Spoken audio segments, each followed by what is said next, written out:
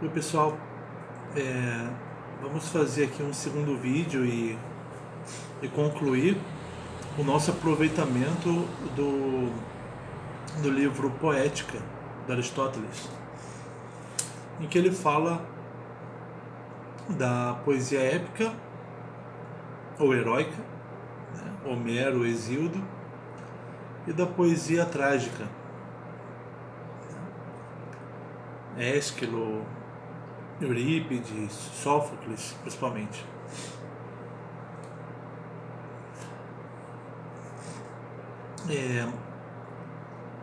A poesia épica era cantada pelos rapsodos em situações de banquetes privados, né?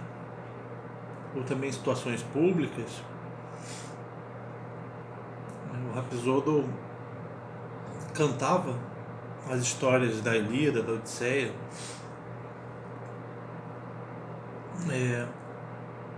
Já as peças trágicas eram encenadas em festivais religiosos. Havia uma competição de peças e muitas delas eram baseadas, eram aproveitamentos, né, da Ilíada e da Odisseia. Aproveitavam essa base cultural grega, inventavam em cima, os poetas trágicos inventavam em cima, mas apresentando ações condizentes com personagens, com caráter dos personagens homéricos, não deturpavam personagens homéricos. Agamenon do Ésquilo, que aparece na trilogia da Oresteia, não trai o Agamenon de Homero, né, da Ilíada.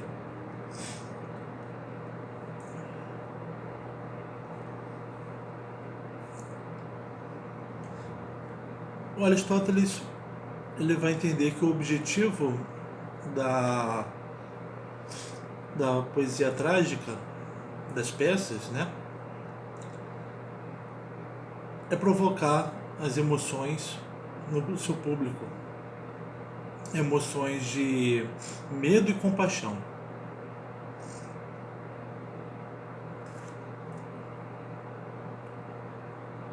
O Aristóteles entendia as peças como imitação dos eventos, e essa imitação, essa representação, ela era benéfica, porque uma boa peça causava medo e compaixão, né, no desenrolar da trama, e no final da trama, com o desenlace, o público tinha a catarse, né, a purificação das emoções de medo e compaixão. Interessante sempre lembrar que o Platão entendia de outra forma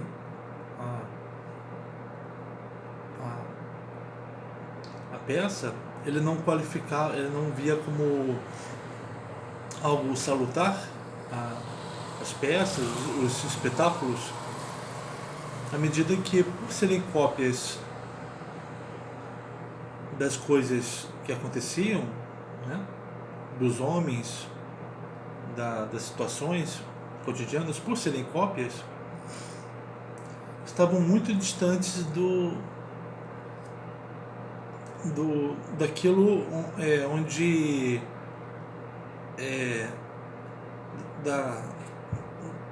daquilo que é o mais real, né, que é o mundo das formas.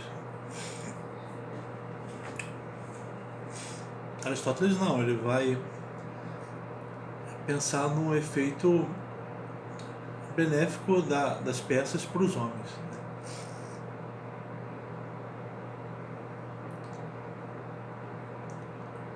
Aristóteles vai entender, vai falar, olha, vai pensar a Ilíada e a Odisseia como poemas que são ensinados por alguns dias, não são ensinados não, cantados. Ensinadas eram as peças, né? As peças eram cantadas pelos rapsôdos, as peças não, os poemas épicos eram cantados pelos rapsôdos ao longo de dias, né? E isso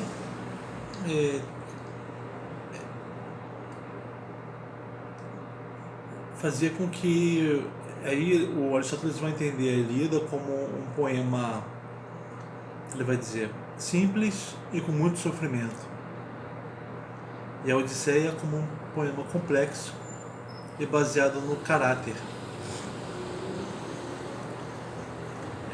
A ideia de simples e complexo na poesia, segundo Aristóteles, tem a ver com os reconhecimentos, com aquele momento em que o personagem, o herói, sai da ignorância a respeito do que faz, porque ele vê, percebe o que ele fez e consequentemente percebe quem ele é. Um exemplo é o Édipo.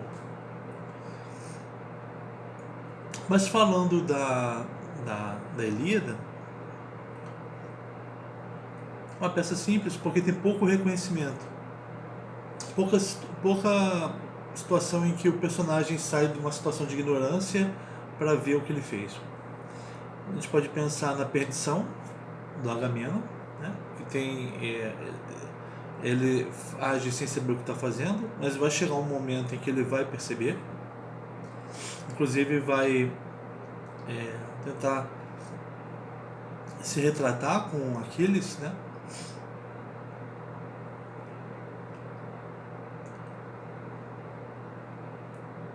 Mas é uma obra, a Ilíada, que é carregada de sofrimento, né?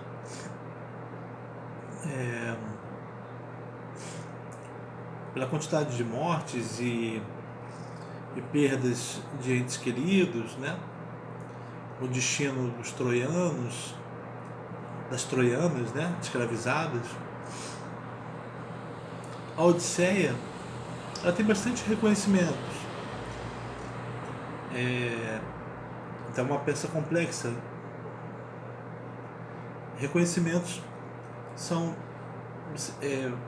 por exemplo, quando Odisseu está em casa, chegou em casa, está disfarçado de mendigo, e no palácio a senhora que cuidou dele quando ele era pequeno, Euricleia,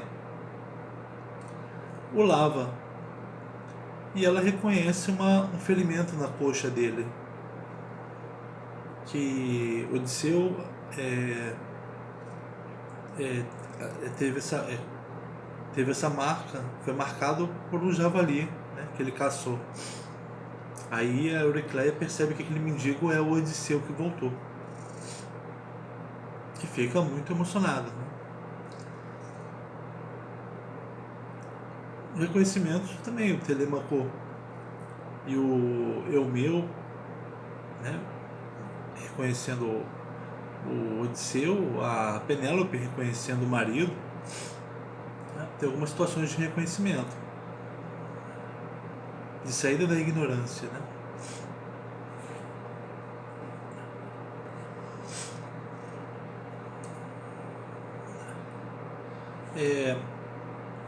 Mas tem um problema em relação ao objetivo um problema na poesia épica, segundo o que o Aristóteles põe como objetivo da poesia, que é causar emoções, né?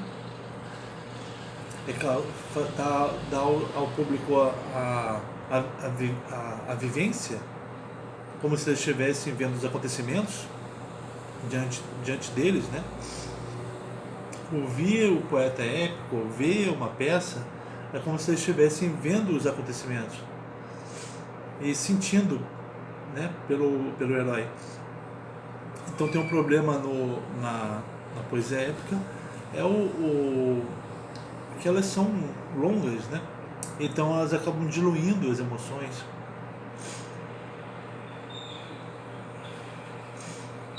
E é justamente por isso que o Aristóteles vai entender que a tragédia é melhor do que a poesia épica, porque a tragédia é encenada de uma vez só. As ações só podem ocorrer uma de cada vez, porque o palco é um, mas durante o tempo de representação, ali as emoções estão concentradas, ali a vivência do público está concentrada.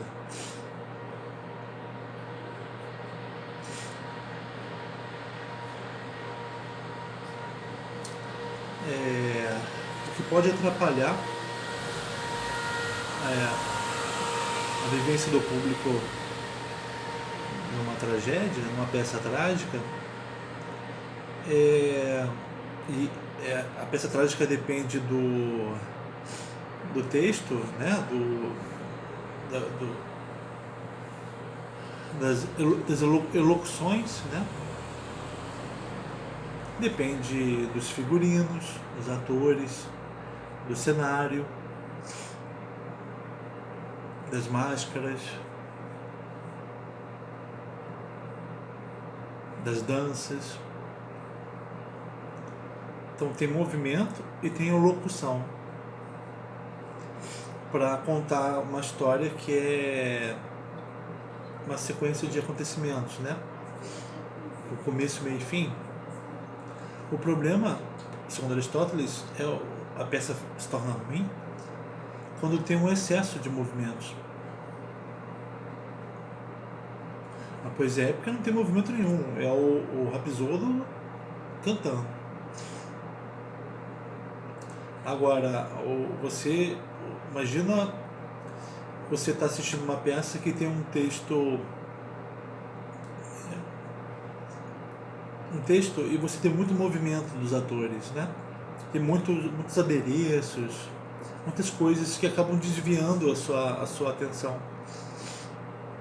Isso para Aristóteles é sinal de não de um texto ruim, de uma poesia ruim, poesia trágica, mas uma representação ruim, né?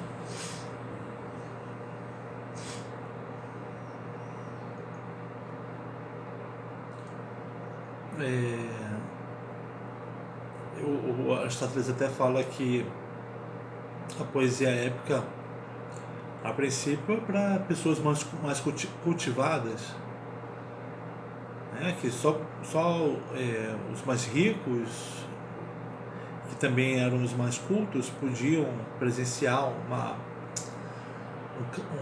rapsodo, né? Cantando. Enquanto séculos depois o teatro vai ser público, né? Vai ser vulgar, mas tem o teatro que tem um bom texto, né? E é bem representado, mas o Aristóteles ele comenta mais o texto, né? Ele vai pensar o seguinte: como o texto, como a representação é num momento só, né, das peças trágicas,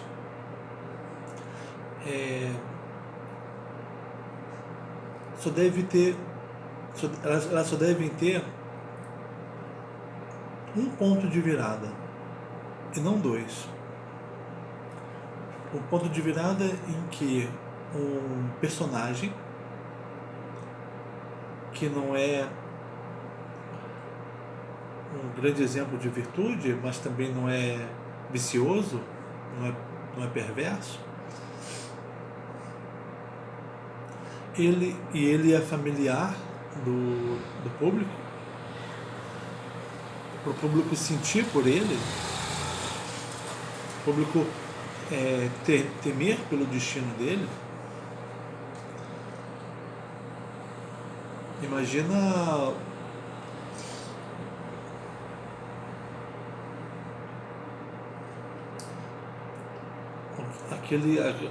quem assistiu Coéforas,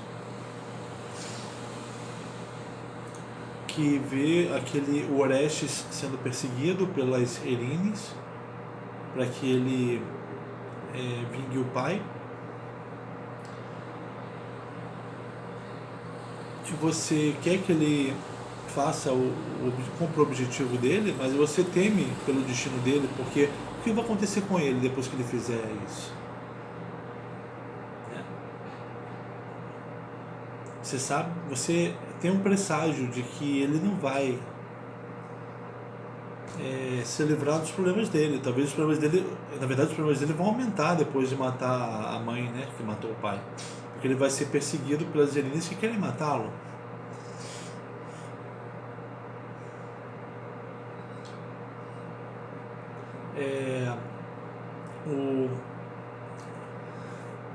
Você tem um personagem que não merece passar pelo que ele está passando, né? Ele precisa de uma situação que não tinha problema, aí ele é metido numa situação muito ruim, o pai dele morre, ele tem que vingar o pai. Então você tem a passagem de uma situação de tranquilidade para uma situação de ter que se vingar da assassina do teu pai. E esse ter que se vingar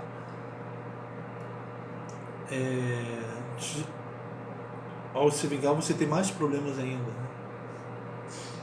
Você corre risco de vida. Aquele personagem não merece passar por isso, e você, por se identificar com ele, por ele ser familiar, não ser um estranho para você. Se fosse um estranho, você não ia sentir por ele tanto quanto você sente pelo filho do Agamenon, que todo mundo conhece o filho do Agamenon, né? Ali na Grécia. Esse rapaz não merece passar por isso, né? Aí você sente medo pelo que vai acontecer com ele, né? E depois que ele começa a ser perseguido pelas Erines, porque quando elas querem matá-lo, você se compadece dele, né? Na Eumênides, quando ele está em julgamento, você se compadece dele, né? Você é atingido pela mesma coisa que o atinge, né?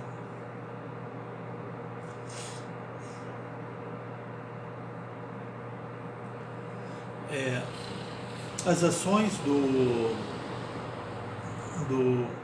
Orestes são coerentes com o caráter dele. Um rapaz que foi exilado, mas vive bem no exílio, mas perdeu a posição no palácio. Ele é um príncipe, né? Ele precisa reaver sua condição de príncipe, ele precisa se vingar da morte do pai. Esse rapaz que foi exilado é coerente, né, que ele volte para casa e queira reaver o seu lugar no palácio e vingar o pai, né? Um personagem que não faz coisas incoerentes com quem ele é, né? Não é um personagem passivo diante das coisas, é um personagem ativo, então ele é capaz de querer se vingar do pai, da morte do pai, né?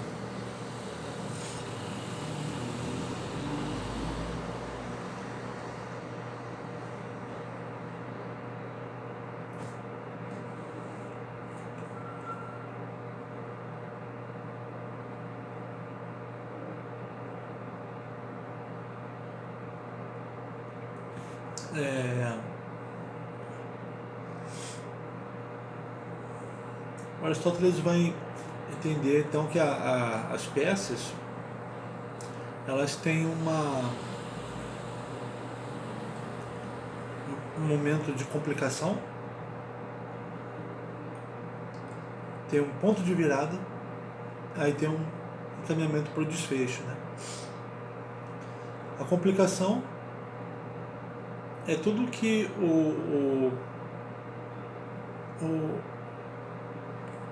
todos os acontecimentos, todas as ações que começam a encaminhar, começam a movimentar o personagem na resolução de um problema que é colocado para ele inicialmente. Orestes tem que voltar para casa e vingar o pai, então ele começa esse retorno para casa. Ele vai fazer a vingança. Isso tudo até o momento em que ele mata a mãe, isso aí é a complicação, porque a complicação acontece mesmo depois que ele mata a mãe. Aí ele vai passar a ser o alvo, correr risco de vida. Desse ponto de virada em diante você tem o desfecho. Isso aí é só como Aristóteles, alguns critérios que ele tem para entender como é uma boa peça, né? Uma boa peça é uma peça capaz de causar medo e compaixão, provocar catarse. Né?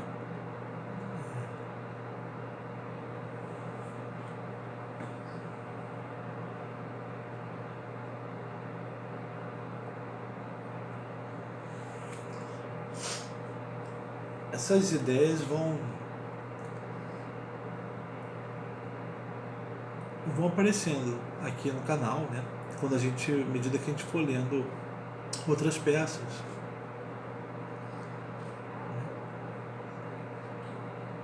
Tá bom? Então a gente fica por aqui.